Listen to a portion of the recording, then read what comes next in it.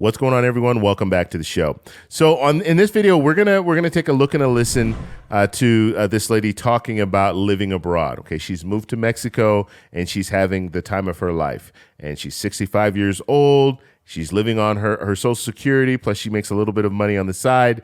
And you're gonna see her lifestyle. Okay, now there are a lot of people that are in the U.S. right now, especially in the U.S. right now with inflation and with gas prices, with everything just on the rise. There are a lot of people that are struggling, and they're looking at day by day, they're looking at it and saying, I just can't do this. I can't do this anymore. Well, this could be an opportunity for you, because when it comes down to it, you're looking at the government, you're looking at politicians, you know how slow politicians move. And it's very, very rare that they will move fast for anything. And so you might be in a situation where you start looking at different options. And this is just another option. And that's why I like to show these videos to you, because hopefully it'll inspire you to start thinking outside of the box and thinking, you know what, there could be another place for me. I don't have to stay in the US. And so that's what we're going to do today. But first off, on this channel, we talk about money and the financial struggles that Americans are facing today. If that sounds like something interesting to you, please subscribe to the channel and hit that little bell notification. That way you get notified anytime we put out a video. And like always, if you see my name and a picture of me in the comment section, make sure you see a check mark next to my name. That check mark signifies that it's me. If you do not see that check mark, it's not me. It's someone trying to impersonate me. Okay, so we're going to go ahead and get started with the video. But first off, I just want to remind you that we're doing premieres. So what a premiere is, when the video is first aired, you guys can come in the chat. We'll talk, we'll answer questions and all that kind of stuff. So it's a good time. So make sure you subscribe and hit the little bell notification. That way you'll get that notification when I do a premiere. And also, one last thing, when you come into the premiere, hit the like button. It helps YouTube promote this out to more people. So I really appreciate that. All right. Let's go ahead and get to this video. Here we go. I think we all want to be happy. And unfortunately, what they tell you in the US, the money you need to retire on, this many millions or this many hundreds of thousands of dollars a year, I'm a living example. You don't need all that money and you can be happy. Hi, welcome to my apartment in Mazatlan, Mexico.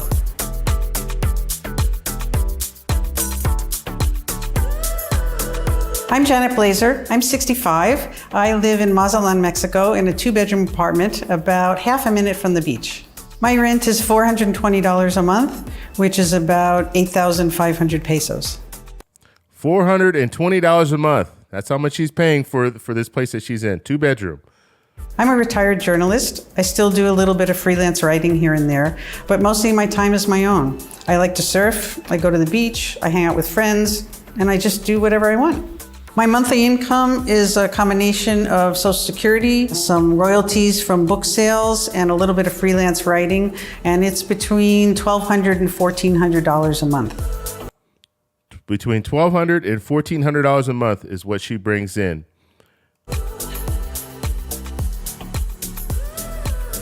I was born in New York, but spent most of my adult life in Santa Cruz, California. Once my kids were grown and I was 50, I was looking at what was ahead of me in my life, and I wanted to change. I really wanted to be happy, and I needed to find work because the internet had upended my career in journalism. So I tried to think outside the box, and I went on a random vacation to Mexico, and while I was there, I saw a business opportunity. I saw that I could start an English magazine and support myself and live in a simpler way. I went back home and talked to my kids, who were all grown by then, about this idea. And so my kids were completely supportive. They said, yes, Mom, go for it. Go and do your dream. See, I get a little choked up thinking about that. But that was 15 years ago, and this is home now.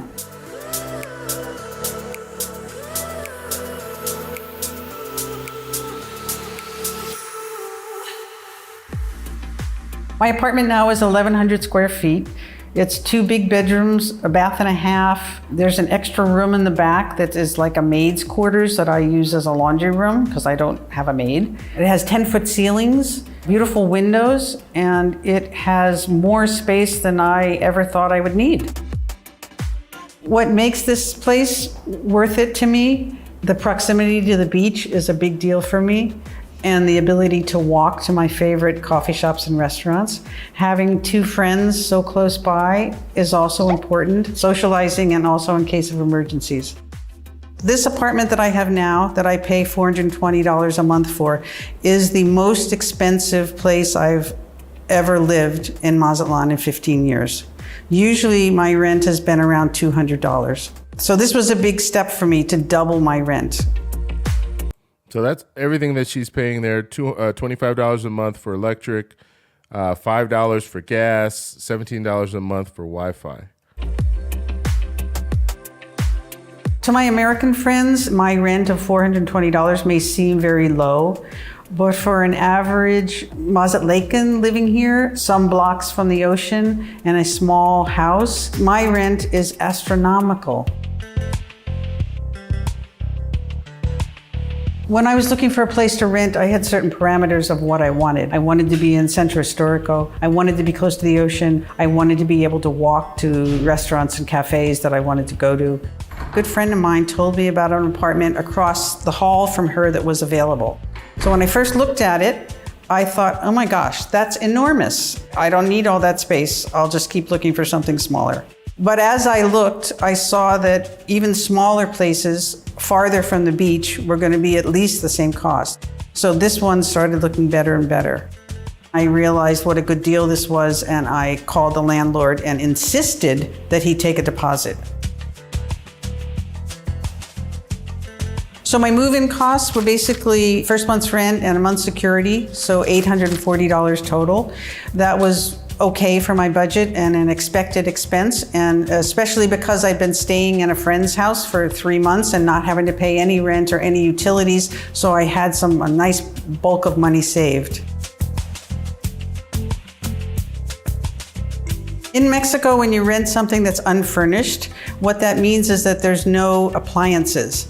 So I had to buy a refrigerator, a stove, a wash machine, hot water heater, ceiling fans, air conditioners. All that stuff was part of my startup costs. Before I went to the States in 2020, I had been here 14 years, so I had acquired all of those things over time. It was quite a shock this time to have to buy it all at once, all over again.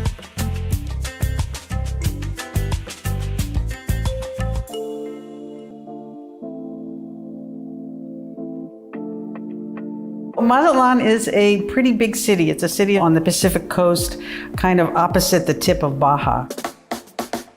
What I love about here, I love the ocean. I'm really a water baby. I surf, I swim, I walk on the beach, and the water is very clean. There's great seafood. Another thing that attracted me about Mazatlan when I first came on vacation and then when I decided to move here is that the Mazatlacans are known throughout Mexico as being really friendly people. And they really are. The apartment building that I live in was made in the 1950s. I don't know what I would call this style. It's kind of old-fashioned, which I love because it's enabled me to kind of make this eclectic mixture of modern and then some traditional Mexican in a way that works for me and my lifestyle. So when you come in the front door, you're in the living room. There's lots of windows. It's got great light. I love that it opens into the dining area, so it's a nice place to entertain. I love to cook and have friends over. The living room opens up into a dining room. That extends back into a kitchen on one side and my bedroom on the other side. This is my bedroom. I love the corner windows. They let in lots of light, but it's very cozy. The other thing I really like is the headboard. The headboard is actually shutters from one of the oldest hotels here in Mazatlan, so it's a little bit of history in my life. So I feel very lucky that I have closets in my apartment because many of the older homes in Mazatlan don't have closets. So to not only have a closet, but to have a spacious closet with a light and shelves and enough room for everything is pretty great. The kitchen is a galley kitchen, long and narrow, not my favorite, but it does the job. And then behind the kitchen is what was the maid's quarters, and I've made it kind of my laundry room, prep room. And here is also where my cats have access to their outdoor catio. So they can go in and out as they like, but they're contained. On the other side of the living room is my office. The office also has great big windows that open out to a really sweet balcony where I have coffee every morning and sometimes enjoy happy hour with my friends. From one corner, there's a little ocean view and I love to sit there. And in between the office and the back bedroom is the full bathroom. So it's like a Jack and Jill bathroom.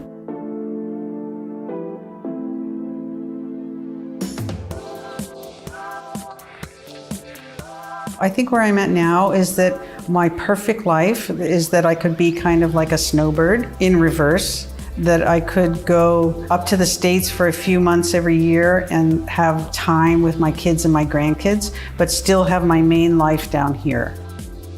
The truth is that I wouldn't be able to afford to live in the US anymore, not on just my Social Security and the little bit of extra money I get. So to live here in Mexico and be happy and be able to afford the things I want in my life is a blessing. All right. So what do you guys think about that? Pretty amazing, right? $420 a month. You guys saw what her apartment looked like. And I tell you guys all the time, and if you guys don't know, I'm in Colombia right now, and rent is about the same. We're talking $300 to $400, and you can have a really nice place. So it's really interesting when you start really looking at things. You start looking at different countries, and she chose Mexico, Mazatlan, right on the beach. I mean, what did she say? It's a few seconds to the beach, or a minute to the beach, or whatever she calculated there. But there are opportunities out there, and that's why I like showing you guys this, because this is a person right here that's doing it. She's on Social Security, and she makes a little bit of extra money on the side. So she's, what did she say, between $1,200 and $1,400 is what she gets every month, and she has enough to live the lifestyle that she's living there on the beach. I mean, you can't do that in the U.S. There's no place that you can do that in the U.S. But if you look around, you might find a place that's very, very affordable. Mexico is a very popular destination for expats. Portugal is a very popular destination for expats. Colombia is a very popular destination. The Philippines, Thailand. There are so many places out there, so many different choices that you can look into. But the first thing you need to do is you need to actually get there, travel. And so on your travels, you might find a destination that you really like, and you might see yourself living there. And like she was talking about, she lives there full time, but she will go back to the U.S. to see her grandkids and her kids. So she's not there all the time in Mexico, but she'll stay the majority of her time in Mexico. So I want to know what you guys think. So let me know down below. If you guys have an experience, if you guys are expats right now, let me know in the comment section. I always like to share that with other people. There's one question that someone was asking me about Colombia as far as getting around. Should you rent a car, use a taxi? And she kind of alluded to this too. When she was looking for a place to stay, she was looking for a place that was walkable, where they had restaurants, grocery stores, things like that. That's very important when you're looking, especially if you want to live somewhere full-time or part-time. You want to look for places where it's a walkable city. And the good thing about a lot of countries in Latin America, there are a lot of walkable places, okay, a lot of walkable cities. And like right now, I'm in Medellin, Colombia. It's very walkable. I can walk to the grocery store. It's right up the street. I can walk. There are restaurants everywhere. So I have a variety, large selection of restaurants, as well as they have a really good delivery service in Latin America. They call it Rappi.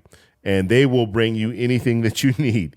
You can order it on Rappi. It's kind of like Uber Eats or the different apps that they have out there right now. But I think in the U.S., there's so many different apps that it's kind of, I think there's not one dominant one. And so they're kind of battling against each other a lot. Rappi is pretty much the dominant one in Latin America. So you're going to find Rappi. You're going to find whatever you need on Rappi. And so that's another alternative. Now, as far as actually renting a car, that's something that I wouldn't recommend doing unless you're going to be here permanently for a very, very long time. Then maybe in the future you could look into that. But taxis work. Taxis are just fine. They're not very expensive. You're talking about $2, maybe $2.50 to get to wherever you need to go for the most part within 20 minutes. And it just works. You can use the metro. They have a good metro system, especially in Medellin, Colombia. Very good metro system. Very, very inexpensive. I don't know the exact price. I'm going to do the metro. I have a friend that's going to take me on the metro, and so I'll be able to give you guys more information after I do that. But transportation is generally not that big of an issue in Colombia. You can usually find a city that's walkable. Most cities are walkable, where you can just go to the store and all the stuff that you need to do.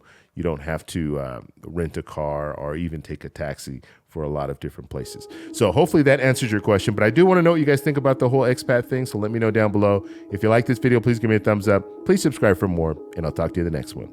Bye.